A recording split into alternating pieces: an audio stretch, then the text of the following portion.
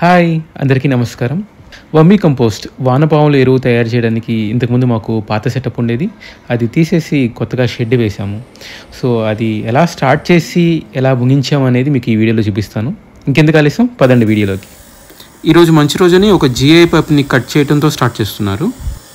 వానపాముల ఎరువు అంటేనే మనకి కంటిన్యూస్గా వాటర్ సప్లై ఉండాలి. అందుకే షెడ్ లోపల మేము కింద వేసే పైప్స్ అన్నీ, సపోర్ట్గా వేసే పైప్స్ అన్నీ జిఐ పైప్స్ వేస్తున్నాం. పైన వేసే పైప్స్ ఏవైతే ఉన్నాయో అవన్నీ ఇనుప పైపులు వేస్తున్నాం. ఇక్కడ ఒక పేడ దిబ్బ చూస్తున్నారు కదా, దాన్ని అబ్జర్వ్ చేయండి. మన షెడ్ పూర్తయ్యేలోపు అది ఎలా మారుతుందో చూద్దాం. ఇవి పైన వేసే ఇనుప పైపులు, వాటిని వెల్డింగ్ చేసుకుంటున్నారు. మనకి జిఐ పైప్స్కి ఇనుప పైప్స్కి వచ్చేసరికి తేడా ఒక 30 to 40% రేట్ డిఫరెన్స్లో ఉంటుంది. షెడ్ లోపల ఎప్పుడు నీళ్ళు పడుతూనే ఉంటాయి మనకి, అందుకని నేను జిఐ పైప్స్ యూస్ చేశాను. దానివల్ల తుప్పు పట్టడం అనేది తగ్గించుకోవచ్చు. అదే పైన మనకి నీళ్ళు అంతగా పడవు కాబట్టి అక్కడ ఇనుప పైపులో ఉన్న ప్రాబ్లం లేదు. Drop is in middle, pipe is a standing line. కింద వైపు ఈ టోటల్ ఫ్రేమ్ స్ట్రక్చర్ అండ్ పైన రూఫ్ షీట్స్ వరకు కాంట్రాక్ట్ మాట్లాడాను.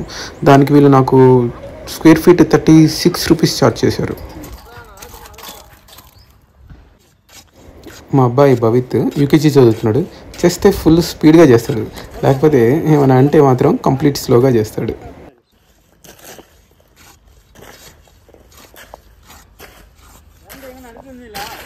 రెండు రోజులు కొలతలు చూసుకొని కట్ చేయటం, వెల్డింగ్ పెట్టుకోవడమే సరిపోయింది.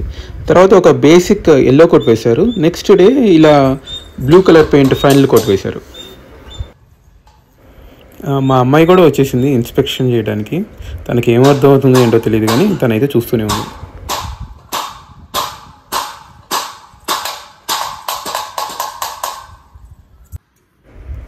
ఇది ఒక వారం తర్వాత కొంచెం బేస్మెంట్ అంతా సెట్ అయ్యాక రూఫ్ షీట్స్ తెప్పించాము.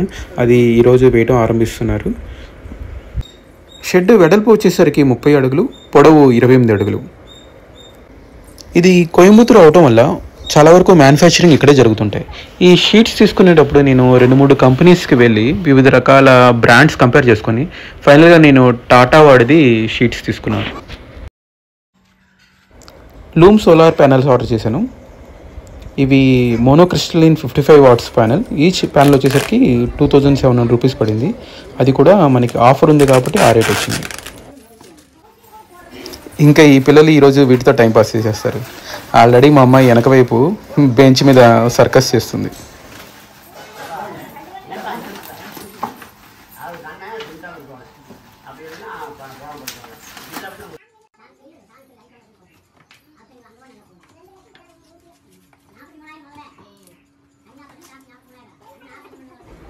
ఈ ప్యానెల్స్తో వాటర్ సప్లై కోసం చిన్న సైజు డీసీ మోటార్ రన్ చేస్తాను. అది ఎలా చేస్తానో కూడా చూపిస్తాను.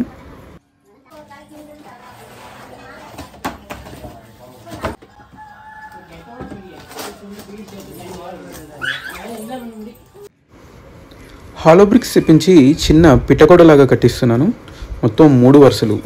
ఒక వరుస లోపల మట్టిలోకి వెళ్ళిపోయింది, బయట 2 వరుసలు కనిపిస్తున్నాయి. ఇప్పుడు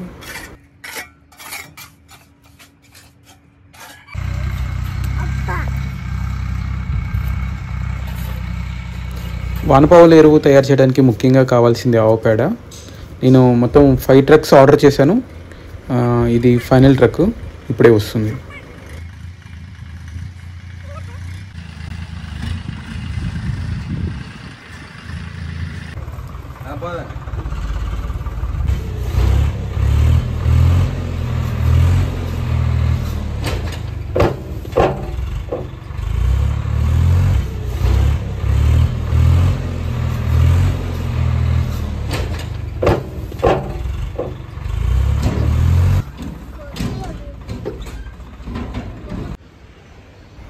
ఫైనల్గా బేసిక్ షెడ్ అంతా పూర్తయింది.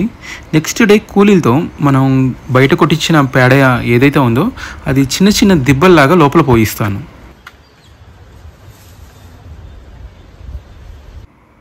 నెక్స్ట్ రోజు కూలీలు వచ్చి వాళ్ళ పని ముగించారు. నేను ఊర్లో లేకపోవడం వల్ల వీడియో తీయడం కుదరలేదు. ఒకసారి ఎలా పోసారో చూద్దాం. పర్లేదు, బాగానే పోసారు. ఇంతటితో బయట వాళ్ళతో చేయించాల్సిన పనులన్నీ అయిపోయినాయి. ఇక నేను స్టార్ట్ చేయాల్సి ఉంటుంది. లోపల పైవైపు డ్రిప్ కనెక్షన్స్ ఇవ్వడానికి కొన్ని సపోర్ట్స్ కావాలి. అందుకే నా దగ్గర ఉన్న కొన్ని ఇనుప కడ్డీల్ని కట్ చేస్తున్నాను. ఈ మిషన్ కూడా కొత్తదే, ఆన్లైన్లో ఆర్డర్ చేసి తెప్పించాను. తోటలో ఇలాంటి పనులకి మాకు ఇలాంటి మిషన్ చాలా అవసరం.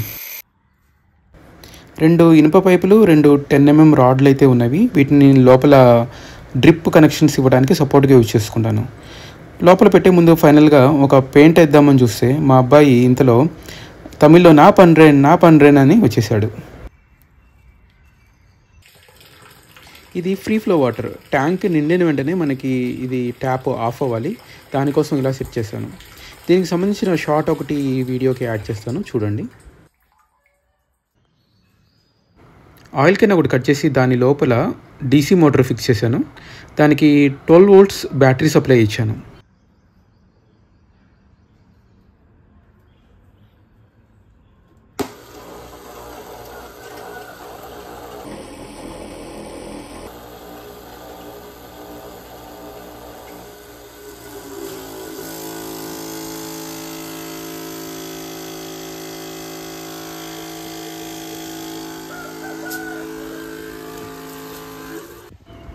షెడ్ పైన ప్రస్తుతానికి సింగిల్ సోలార్ ప్యానెల్ అటాచ్ చేశాను. ఇందాక డీసీ మోటార్ ఇన్పుట్ పైప్ చూశారు కదా, ఆ పైప్ నేను ఈ ట్యాంక్ లోపల పెట్టాను. డ్రిప్ కనెక్షన్స్ అన్ని ఇచ్చేసాను. ఇంక ఇక్కడ స్విచ్ చేస్తే వాటర్ సప్లై అవుతుంది. కింద ఉన్న బ్లూ కలర్ ట్యాంక్ నుంచి ఈ మోటార్ ద్వారా ఈ బ్లాక్ కలర్ డ్రిప్ పైప్లోకి వాటర్ సప్లై వెళ్తుంది.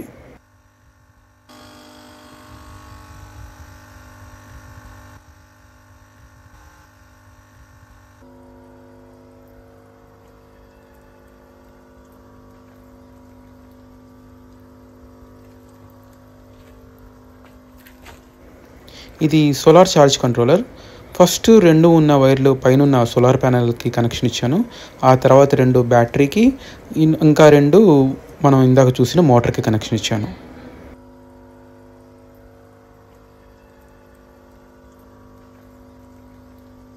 డ్రిప్ కనెక్షన్స్ని కంట్రోల్ చేయడానికి on and of tap connections ఇచ్చాను.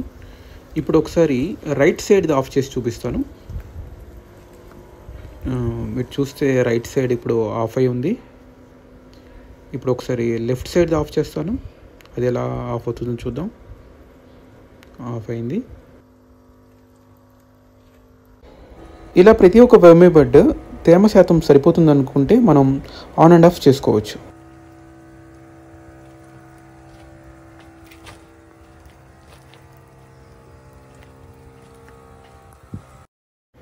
మొదట వానపాముల ఎరువు తయారీ ఇలా చిన్నగా స్టార్ట్ చేసాం. దానివల్ల మాకు ఎక్కడ కష్టాలు ఉన్నాయి, దానిలో ఎక్కడ నష్టాలు వస్తున్నాయి అనేది కూడా బాగా అర్థమైంది. ఆర్డర్లు కొంచెం ఎక్కువ రావడం స్టార్ట్ అయ్యాక దాన్ని ఇలా షెడ్గా మార్చాము.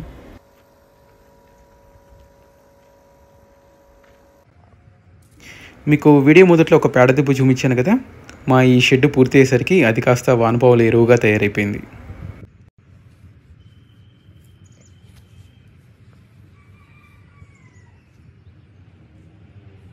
ఈ పేడ దిబ్బలో చాలా వానపాములు ఉన్నాయి.